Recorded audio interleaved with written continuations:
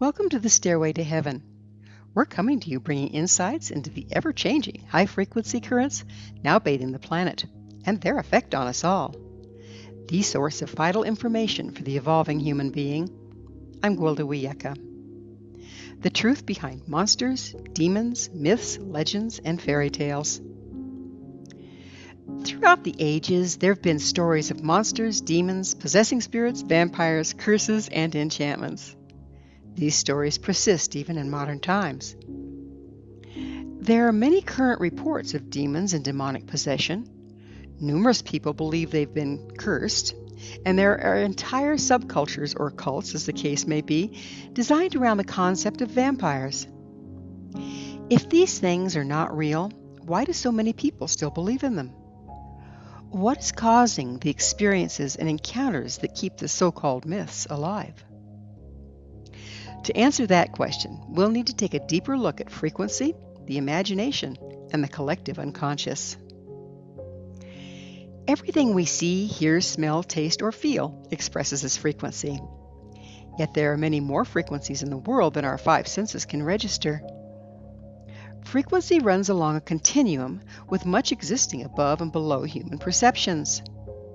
Some of it can be registered on scientific instrumentation. High frequencies, such as EMFs, radio waves, gamma waves, radiation, can all be detected by scientific equipment, as can lower frequencies, such as that emitted by the planet. No doubt there's a whole new world to be discovered as our instrumentation becomes more refined. Despite popular belief, humans are not restricted to the five senses. Though most of us are not consciously aware of it, we're privy to frequencies we do not necessarily hear, smell, taste, see, or feel. On the other hand, some of us can hear, smell, taste, see, or feel well beyond the normal bandwidth experienced by most people. These abilities have been referred to as the clairs, clairvoyant, clairaudient, and so on. How do we register these frequencies above and below the normal spectrum? As we've discussed in prior episodes, the imagination is the link between spirit and the mundane, between the material world and the quantum level. More than just scary stories, monsters, myths, legends, and fairy tales are actually metaphorical representations of frequencies in our environment and their impact on our lives. The imagination, not the mind, is where we access frequency or energetic information. That information is represented in the imagination as an allegory. Once allegories are present, it is then the job of the mind to interpret them. Unfortunately, we often take metaphorical information literally, rather than understanding their simple representations of frequencies present.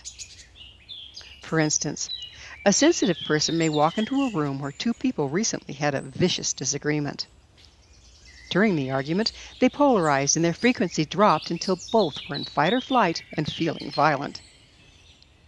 One may even have been so enraged as to want to strangle the other if they couldn't get them to see things their way or give in to their demands.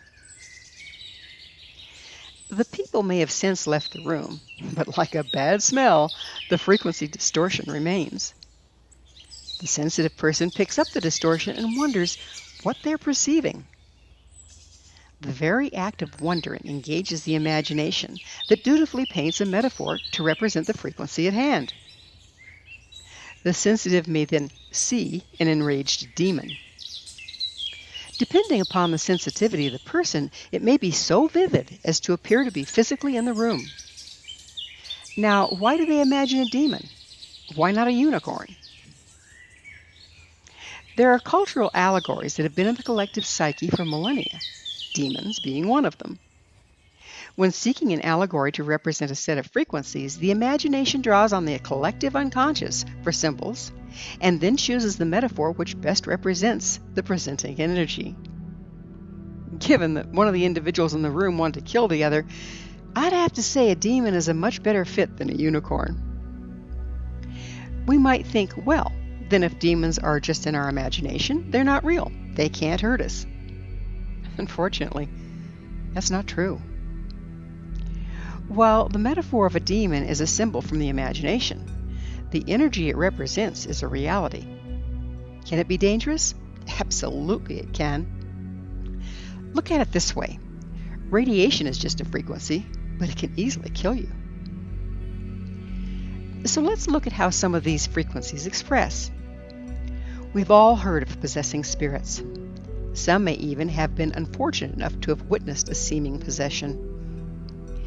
If a person is unstable or genetically predisposed to taking on low frequencies, they can indeed resonate with a negativity and express it themselves. This explains mob mentality. When in a group of people all expressing a low violent frequency, it's very difficult not to resonate with it and act on it oneself. Atrocities can be perpetrated by a mob that no individual would commit on their own. It gives a whole new meaning to "the devil made me do it." There may be a genetic predisposition causing a tendency to resonate with incompatible frequency. This is the case of what is referred to as family line demons. Purported demonic possession being passed down from one family member to the next is a case of nature or nurture.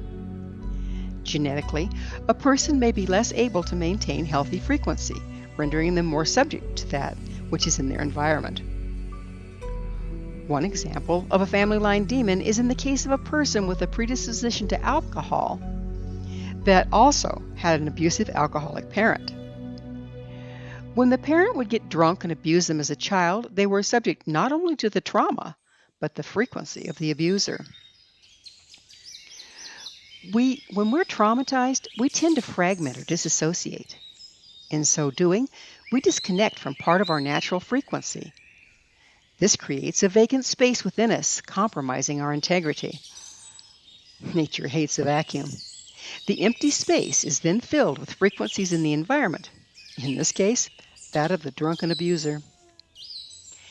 As an adult, any compromise in the person's frequency, such as dropping into fight or flight or becoming drunk, will return them to the frequency imposed on them as a child. They are then likely to become abusive themselves. To the observer, they're acting just as their parent had, even using the same language and form of abuse. It looks like the same beastie, so to speak. This has led to the belief of a demon jumping from family member to family member down the generations, and in a way, that's exactly what happens. The sins of the fathers and all that. On a cheerier note, let's look at fairies, sprites, nymphs, and earth spirits. Every culture has ancient metaphorical representations of the frequencies of the elements. When in the presence of the element in question, the imagination will draw on the collective psyche for an allegory to represent the frequency. What is chosen may have to do with a person's lineage or the stories they heard growing up. Thus, when by a body of running water, a sensitive person may see a water sprite out of the corner of their eye. Is the sprite actually there? Yes. It's not corporeal, but at a higher frequency. Some have even recorded water sprites in the form of orbs captured on film. What shows up on film, if not just a dust mote, is the toroidal or electromagnetic field created by the moving water, which is the same frequency prompting the water sprite metaphor in the imagination of the sensitive observer. There are also allegories representing frequencies produced by intentions or character traits. Some people are very manipulative and charming. They will assume whatever persona will give them what they want. Rather than expressing the truth of who they are, they manipulate frequencies to appear otherwise, to trick and exploit those around them. This ability to manipulate frequency is well represented by the enchantress or the fairy tales of the old crone appearing as a beautiful maiden to get the prince to marry her. For instance, we've all seen a woman who totally fools an unsuspecting man into thinking she's his soulmate. His friends may ask each other, how can he be fooled by her game? It's so obvious. Whether male or female, these people are very gifted at intuiting exactly what a person dreams of in a soulmate and energetically emulating it. The pretense is specific to their victim, therefore others often see through it. Eventually, however, the perpetrator can no longer keep up the pretense. The enchantment will wear off, and the poor target finds themselves in love with an illusion. Then we have vampires, often referred to as narcissists. They are so self-absorbed they suck all the air out of a room. They rarely produce anything themselves, as in they have no life of their own, but make everything about them. They have no conscious or moral character and feel entitled to do whatever is necessary to get their desires met. They will often attach themselves to the metaphorical jugular of their victim and energetically drain them dry. They will isolate and decimate a person by driving away all friends and support groups. Then, they work head games to build themselves up by tearing the person down, feeding off of the misery they create. Soon, the victim loses their self-esteem, becomes depressed and drained. After long exposure, their health fails. All the while, the vampire thrives. Ironically, vampires tend to use enchantment to draw in and keep their victims. The metaphors we find in our imagination can also be prophetic, representing things that have yet to occur but are forming at the quantum level. Have you ever noticed how many science fiction writers are prophetic in their portrayal of future events? Personal computers, robots, ATMs, and the internet were all written about by science fiction authors well before they came into being. How does that work? When fantasies or science fiction writers create their stories, they do it in the imagination.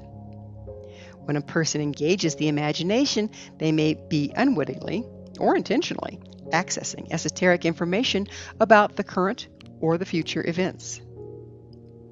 Often, a fictional story has hidden within it profound metaphorical or prophetic information.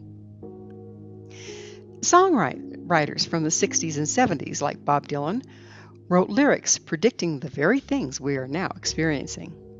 Why? Many of the artists, particularly during the 60s and 70s, were taking hallucinogens, which produce a trance-like state that engages the imagination, accessing the quantum level. It's interesting indeed to see these old songs unfolding today.